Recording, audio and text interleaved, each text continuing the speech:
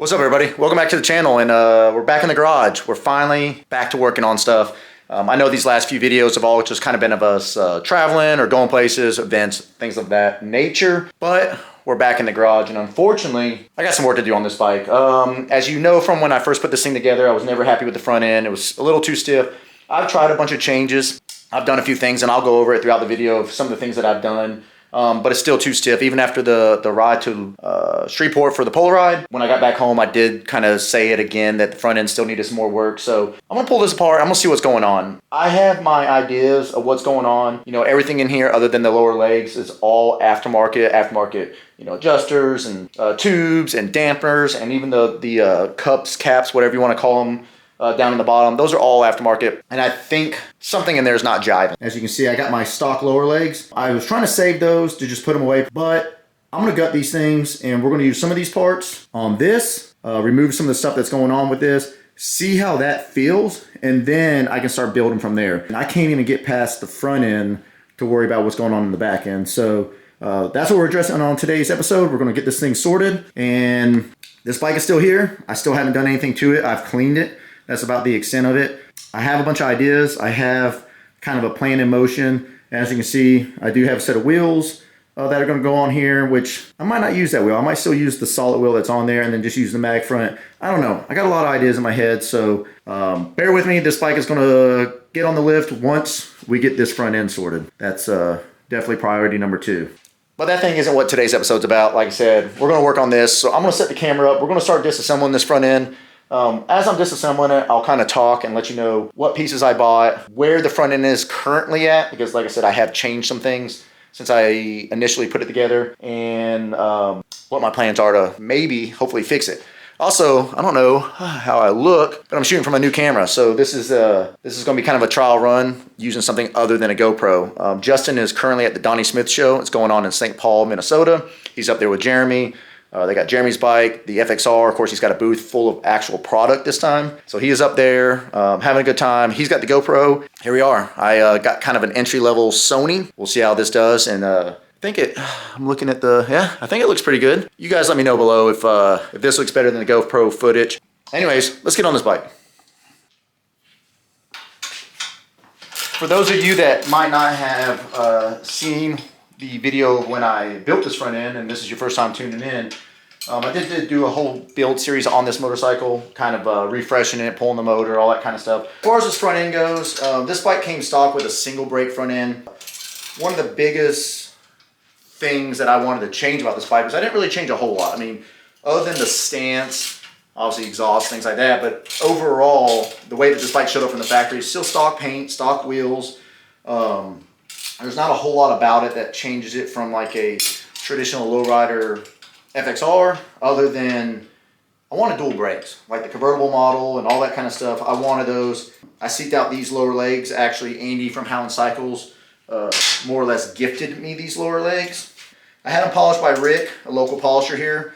And as far as when it came to building it, I didn't want to gut apart. Even though Andy suggested it, I didn't want to gut apart the stock lower leg assemblies, for the possibility that I could maybe use them on a future build. Maybe I get a bike that's needs a little work, or someone local needs some parts.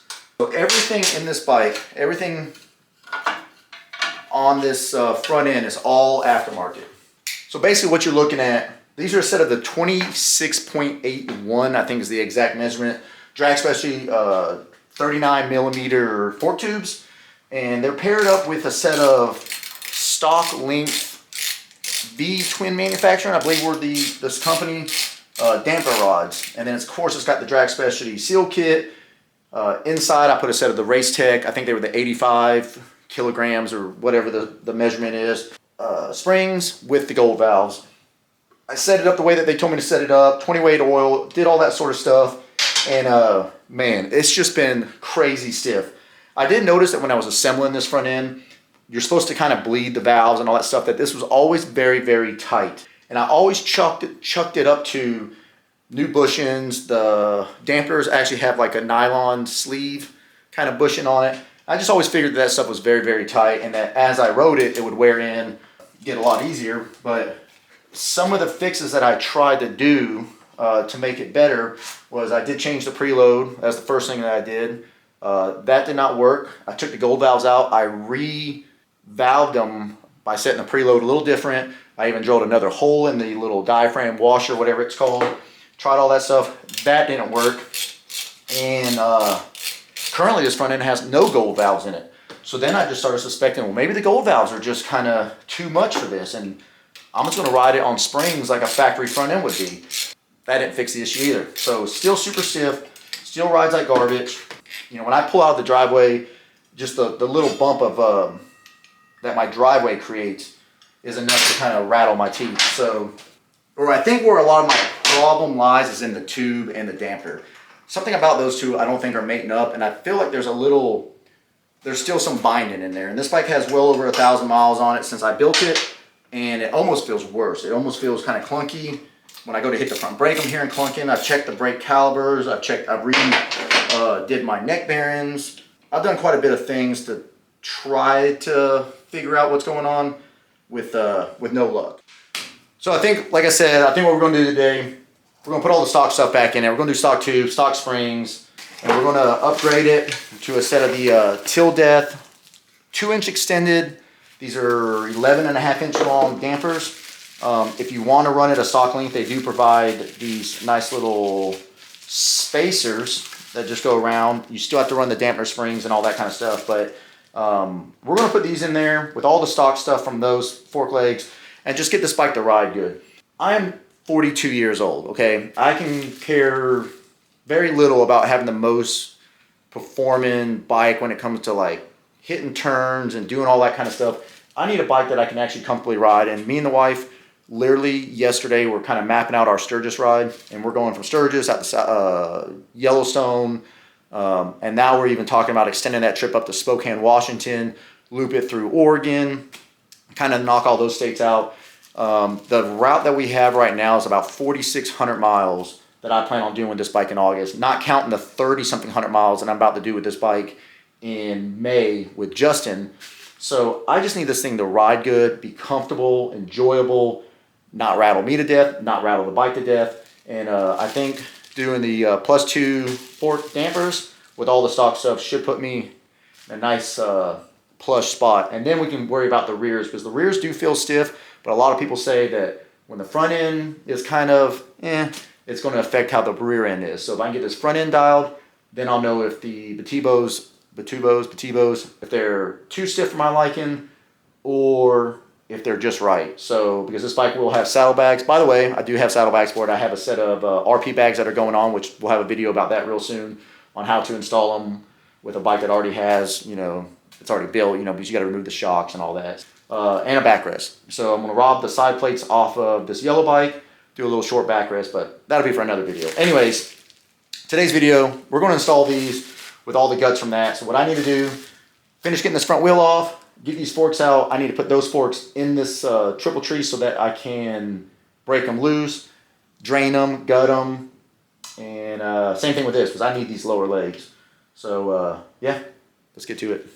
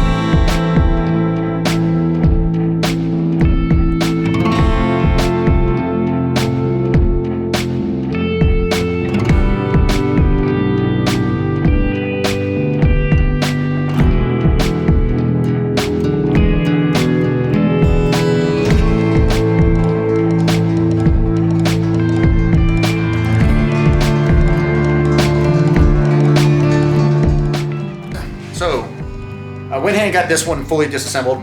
I put a stock leg in here so I could start disassembling it.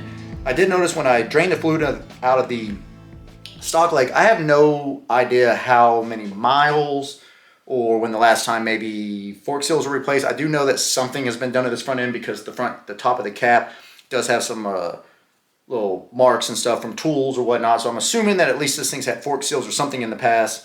But here's one thing that I'm noticing between the two at this point in the disassemble. The new setup, or the old setup, if I grab this damper rod, now keep in mind both of these caps are loose, but that shouldn't really affect too much of what's going on. So both these caps are loose, but this dampener rod is in there really nice. I mean, you don't hear it clunking. You know what I mean? It's fairly tight. This one, and I even ran the preload adjuster down a little further on Speed Merchant adjuster just to see if maybe it didn't have enough preload and that's why it's doing this. But I mean, this thing is rattling somewhere. I don't know if this dampener rod is, maybe the diameter is too short or smaller than the factory one, and it's not really seating inside the tube well. Maybe the tube bore is a little too large. I don't know what's going on. What I want to do is I'm going to finish disassembling this.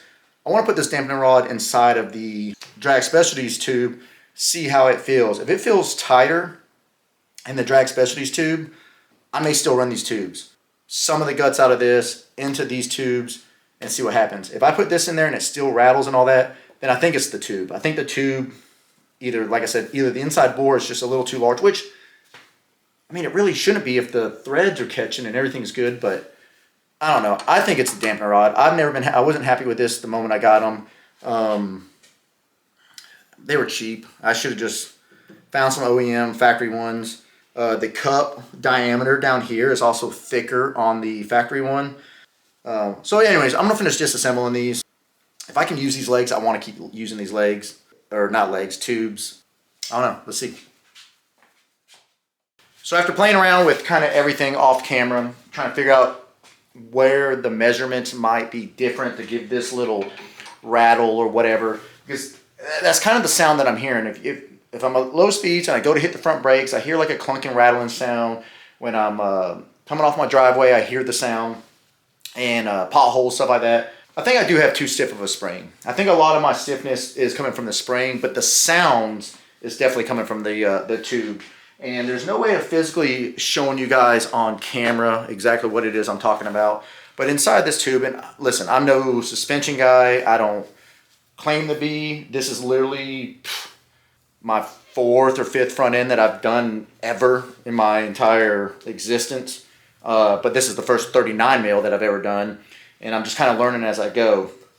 But this tube, from what I feel when I dig my finger inside the stock tube, is that there's like a bushing-ish kind of thing. And inside this Drag Specialty one, it's moving all around. I can feel it. It's spinning. It's moving. Plus, just by guessing, that thing's probably maybe just over 1/8 of an inch thick. I mean, it's not a very big, whatever this bushing is. And then the piece on top of it, it just, everything in here feels real clunky. Whereas when I kind of feel around inside of the stock spring or the stock fork tube, feels way tighter. I'm assuming this is a bushing. I didn't look it up. So please, if anyone is a suspension guru, you can definitely comment below and let me know what I am actually feeling inside here. But it just looks like another kind of nylon spacer, but it moves all around. It moves a lot. Plus it looks a little smaller, like it's almost putting a bind on my damper rod. The OEM one definitely feels better, and I think that's kind of where the noise is coming from. And that's why on this Drag, especially when that's still on the bike, you get a lot more of this play, and you don't get it with the stock leg. I switched out the dampeners. I put a spring in it to put preload on it. I put the OEM dampener inside here. I did measurements to measure all the dampeners. Everything comes in the same. Everything's the same. I mean, within, you know, very, very, very small numbers. That ain't going to affect anything. This is the only thing that I can feel that's different. It's inside this tube. So I think that's the problem. I think these Drag Specialty tubes, they're not it. They're not it. This is what we're going to do. I talked about these till death extended dampeners with the stock tubes. Two problems I have. I put this dampener in there. It's got one little channel for a bushing, whereas the V-twin manufacturing one that I have and the OEM one has a kind of a dual bushing up there. And it seems that with the dual bushing, it doesn't let it sway back and forth as much, if that makes sense, because you have, you know, another bushing on top that's keeping it kind of true. Also, I mean, I don't know if you can tell on camera. Well, actually, let me put it right at the base, because it's going to go a little taller. I don't know if you can tell on camera. That's not 2 inches. Definitely not 2 inches. I don't know if these are 2 inches to a Sportster, and if a Sportster uses a different dampener rod. From what I've understood, all these early 90s and stuff like that, a lot of the internal parts were all the same. It was just the kind of the spring and the tube that might have differed.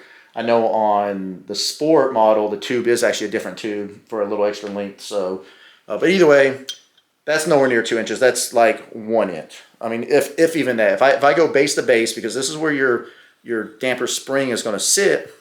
So that's where it's going to sit in the bottom of the fork or the lower leg.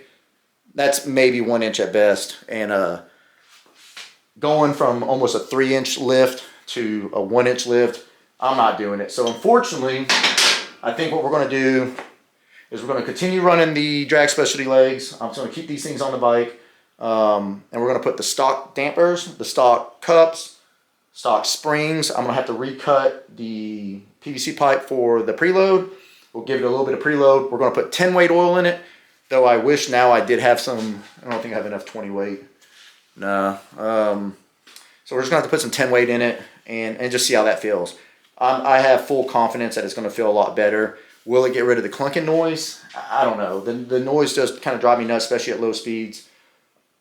We'll just have to play with it and see. I think this is just kind of where I'm at with this bike is just going to have to try different things. If this does not work, if it still rides like crap or whatever, I'm going to look into another set of tubes, maybe some Pro 1 tubes, maybe, I don't know. I don't know what else is out there. Or, you know, maybe I'll get a set of RT or, you know, SP model fork tubes. Harley still sells those, which should come in almost an inch longer than what my stock tubes are. Then I can run these, and that'll give me 2 inches. We're going to get this thing back together. We're going to put this in there. We're going to measure it. We're going to put the fluid in it, and then do a little ride with it and see, at least through the neighborhood. I mean, I could tell if I just pull out and rip it around the neighborhood, I can pull right back in and let you guys know if it fixes the problem or not. So enough talking. Let's get to working. All right, so I got the seal on, the dust seal. Well, the fork seal, the dust seal, the cap, all that stuff. We're going to go ahead and start putting some fluid in it. Like I said, race set calls for 150 millimeters from the top, which is, I think the translator said like 5.9 inches. So I'm just going to take this little metal rod, and once I get a little bit of fluid on it, this is exactly 6 inches, which is probably not the smartest thing, is if I drop it in there and then I got to pour it all out. Better not drop it. Like I said, we're doing 10 weight. I'm going to put about another 4 ounces in it. Then I'm going to bleed through it just like we did the last time. This is definitely a lot thinner than the 20 weight. Just going to run it through there. Gets it into the damper, gets it down to the bottom.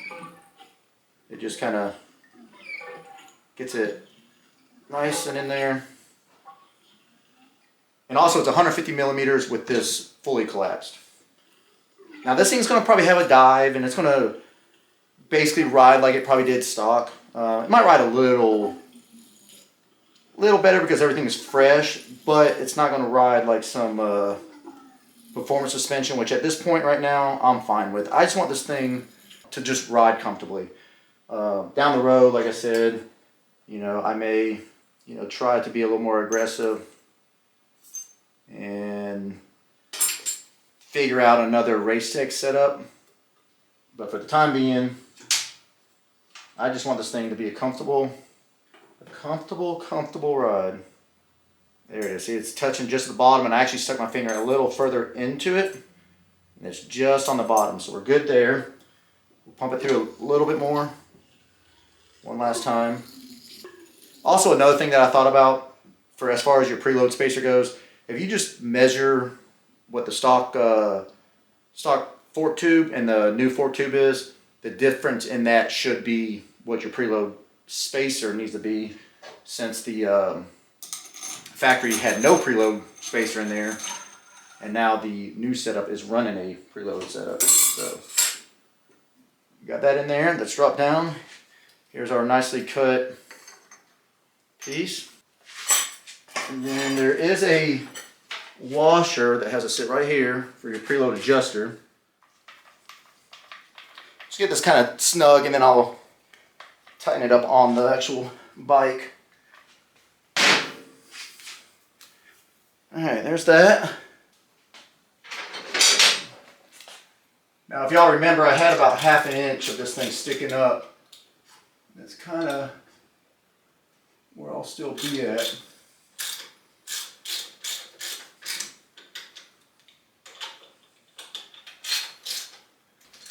Now all this will get properly torqued once I get everything together.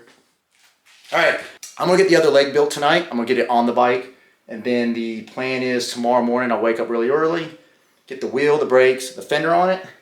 Like I said, I know it's going to dive a lot. I wish I would have went with 20 weight oil, but unfortunately all I have is 10 weight. It's Saturday, everything's closed. We'll see what happens. Hopefully this can at least just hold me over for a little bit, and then I'll get with Race Tech, see exactly what it is that I need, figure out a good tubes to order and buy, because I don't want to run these anymore. Like I said, the more I keep looking at everything, it's all down in that base part of the fork tube that I'm not happy with on the drag specialty setup. So I'm gonna get the other leg built, get it on the bike, and then we'll pick back up tomorrow. See you then.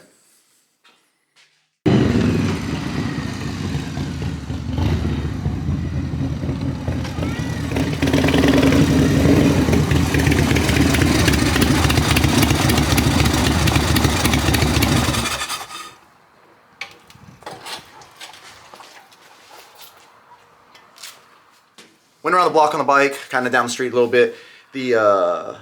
Obviously it's the next day, and got everything back buttoned up. I actually kind of did it late last night. We got back from dinner, went in and put the bike back together, so that way early today I could get a little ride in and see how it felt. It's definitely smoother. It definitely feels a lot better.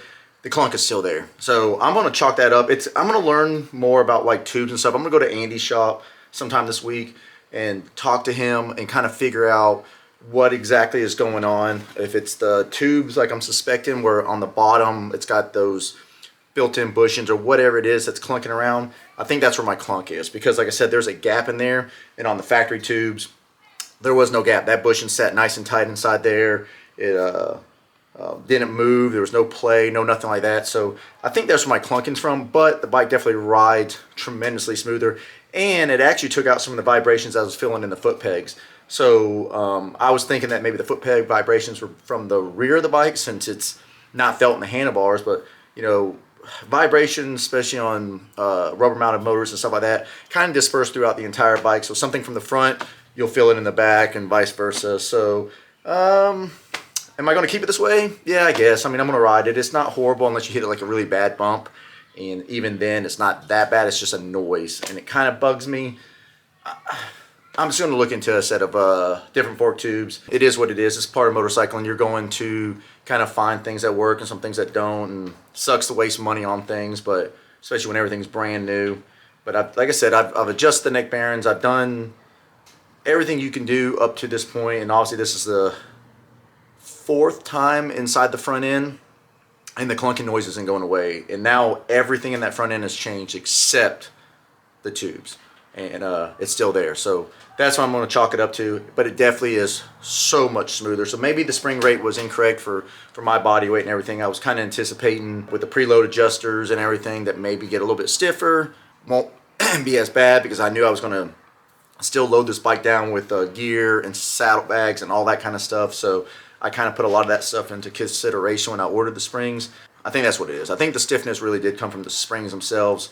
The clunking's from the tubes. So you guys can correct me if I'm wrong, or if there's something I'm overlooking and you guys think I need to check it out. I'm gonna look at the motor mounts again, kind of go through the bike one more time. I don't know if you could hear it when I was pulling in the driveway, but it did have like the little clunk. And anyways, just want to get this video out for you guys. I know, like I said, we haven't really been working on bikes as much, and hopefully that's about to change because we got Hudson's twin cam bike. The frame is all the way down, and Justin has the FXR Division twin cam kit to weld in, so it's a different cross member. You're going to run different mid control mounts, which actually require different mid controls. Look forward to that bike build, and then of course this yellow one, because I need to get these tins sent off. My goal is to try to have this bike done mid-June, and that's a feasible goal because I'm not really doing a whole lot, so that gives me a little under, so you know, I got maybe 3 months ish. Yeah, about 3 months. More than enough time, but I need to get these tins sent off so they can get painted, and then I'll start freshening everything else up and cleaning it, and yeah, this thing will be like a brand new bike. And seeing where we're at on the motorcycles come Sturgis, one of these two bikes will be in Sturgis with me at the FXR show, and then on the FXR tour, same thing. We'll just see how they feel, how they run, how they ride, and kind of make our decisions then. But that bike will definitely be the East Coast bike, and that's what I was really hoping to solve this front end issue. It is what it is.